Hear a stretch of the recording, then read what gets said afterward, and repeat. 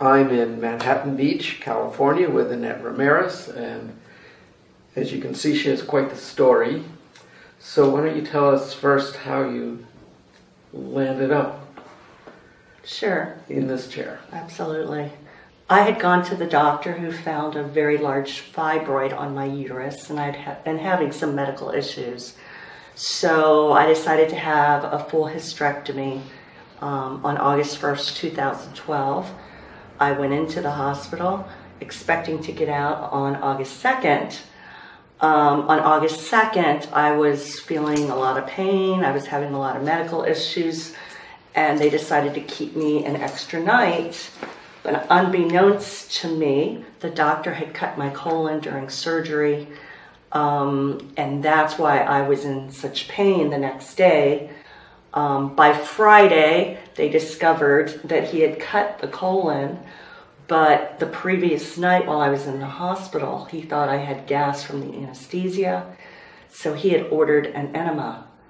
So on Friday, when they discovered the cut colon, it had been more than 40 hours, and my body became completely septic.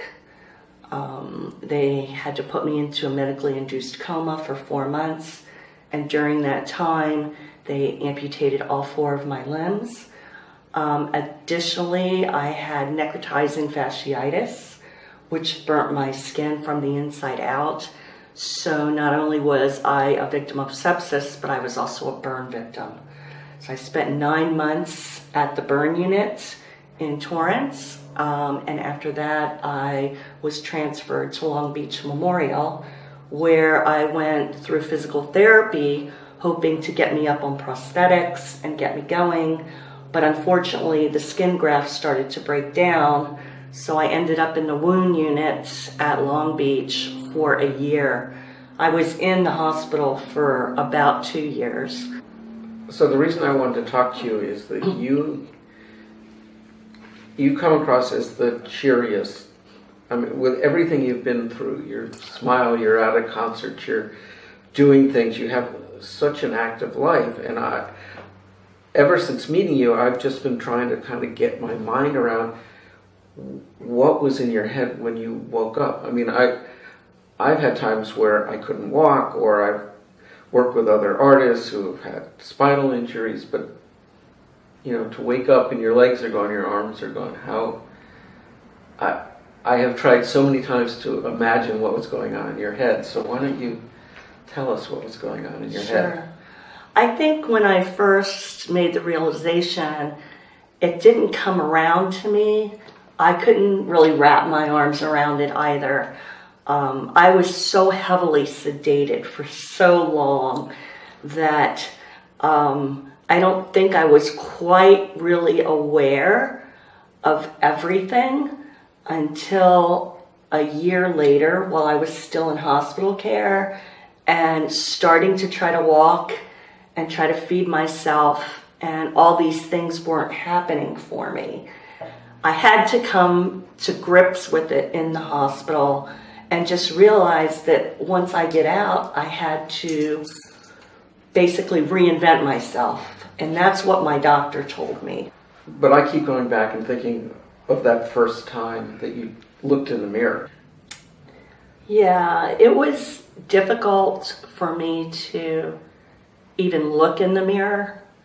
For one thing, I couldn't stand, so I couldn't see my legs, but I could see my arms.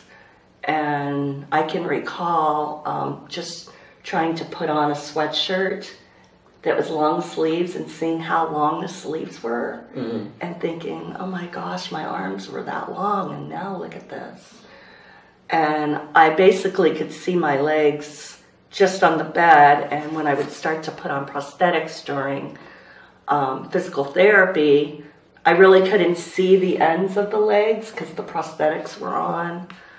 But that took me a while, and actually it continues today when I'm taking a shower and I get out of the shower and I see what I look like, and it's a hard reality. Do you have dreams where you're still? I'm always in my dreams. I'm fully bodied.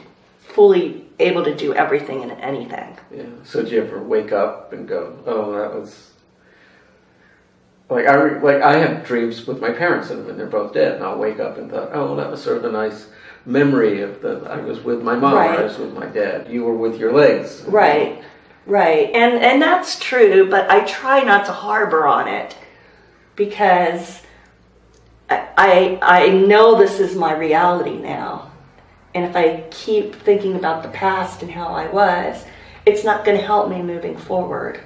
You and I have had conversations before, and you sort of say, well, you sort of are thankful to God for this situation because it could have been worse, or you Right. could be dead. And I think if I was in that situation, I would be sort of cursing.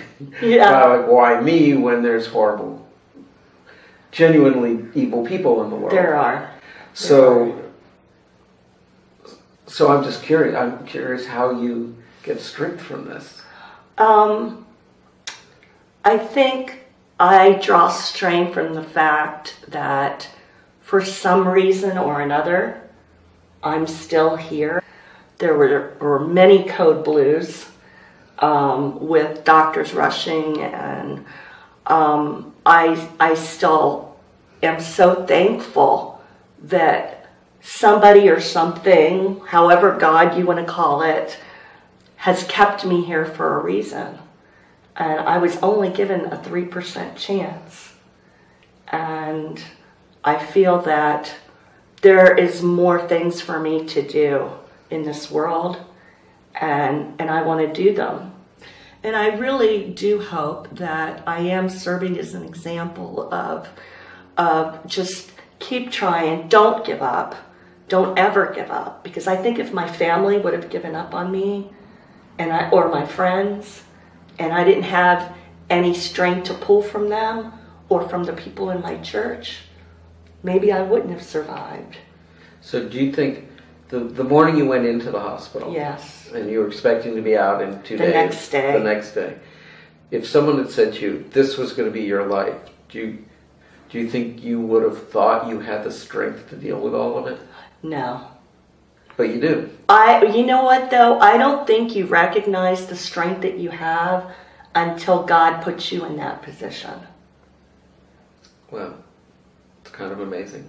I just find you amazing. I find you amazing. Well, thanks for talking to me. I know it's a lot of personal stuff, but I appreciate it. I appreciate this opportunity. Thanks. Thanks, Ted.